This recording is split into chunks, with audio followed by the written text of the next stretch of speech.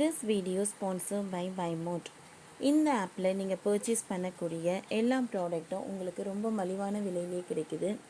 இதில் நிறைய offers and coupons provide பண்ணுறாங்க. ஸோ இதோட லிங்க் உங்களுக்கு டிஸ்கிரிப்ஷனில் கொடுக்குறேன், யூஸ் பண்ணி பாருங்கள்.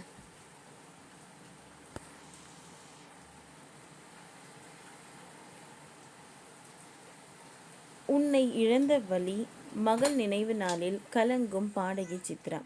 எத்தனையோ பெண் பாடகிகள் இருந்தாலும் பாடகி சித்ராவிற்கு என்று தனி இடம் உண்டு.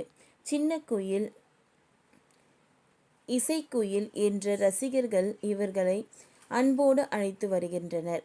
தமிழ் மட்டுமின்றி தாய்மொழியான மலையாளம், தெலுங்கு, கன்னடம், இந்தி ஆகிய மொழிகளில் கடந்த 35 வருடங்களாக பல ஹிட் பாடல்களை பாடி ரசிகர்களை மகிழ்வித்து வரும் சித்ராவிற்கு தனது அன்பு மகளை பறிகொடுத்த மறையாத காயம் இருக்கிறது.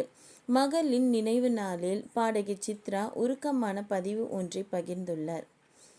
25,000த்திற்கு அதிகமான பாடல்களை பாடியிருக்கும் சித்ராவை தமிழுக்கு அழைத்து வந்து பாட வைத்தது இளையராஜாதான். சித்ரா தமிழில் முதலில் பாடல் பூஜை கேத்த பூவிது பாடல்தான். இந்த பாடலை தொடர்ந்து இளையராஜாவின் இசையில் சித்ரா பல பாடல்களை பாடியிருக்கிறார்.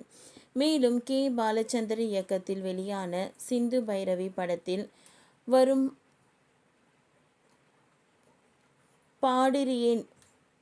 படிப்பறியேன் என்றொரு சிந்து ஆகிய பாடல்களுக்கு சிறந்த பின்னணியில் பாடகிக்கான தேசிய விருதை பெற்றார். 6 தேசிய விருது, தென்னிந்திய பிலிம்பேர் விருதுகளும் மற்றும் பல்வேறு மாநில விருது, இந்தியாவின் உயரிய அந்தஸ்து பெற்ற பத்மபூஷன் விருதையும் பெற்று பெருமைக்குரியவர் பாடகி சித்ரா. இவர் 1988ஆம் ஆண்டு விஜயசங்கர் என்பவரை திருமணம் செய்து கொண்டார். இந்த தம்பதிகளுக்கு பல ஆண்டுகள் குழந்தை இல்லாமல் இருந்த நிலையில் 14 வருடம் கழித்து 2002ஆம் ஆண்டு பெண் குழந்தை பிறந்தது. நந்தனா என பெயரிடப்பட்ட குழந்தைக்கு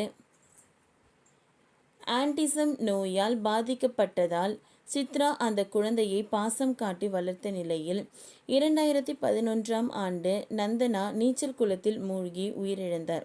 குழந்தையில் ஆன்டிசம் நோய் இருப்பதால் எங்கு சென்றாலும் தன்னுடைய குழந்தையை அழைத்து செல்வார்.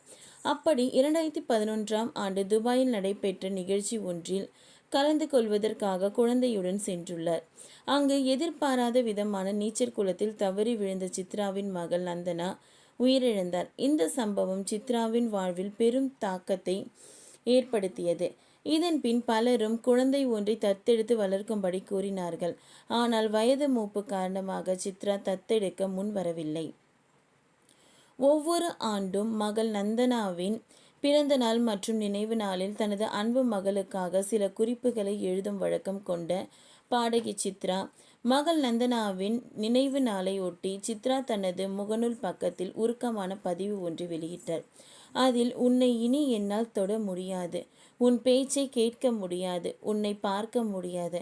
ஆனால் நீ என் இருதயத்தில் இருப்பதால் உன்னை எப்பொழுதும் உணர முடிகிறது. என் அன்பே, நாம் மீண்டும் ஒரு நாள் சந்திப்போம். உன்னை இழந்த வழி அளவிட முடியாது.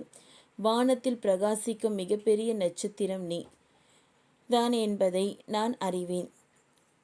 படைப்பாளர்களின் உலகம் நீ நன்றாக வாழ்வாய் என்று நான் நம்புகிறேன் என பதிவிட்டுள்ளார். ஓகே ஃப்ரெண்ட்ஸ், இந்த வீடியோ உங்களுக்கு யூஸ்ஃபுல்லாக இருந்ததுன்னா, பிடிச்சிருந்ததுன்னா லைக் பண்ணுங்கள், ஷேர் பண்ணுங்கள், சப்ஸ்கிரைப் பண்ணுங்கள். தேங்க்யூ.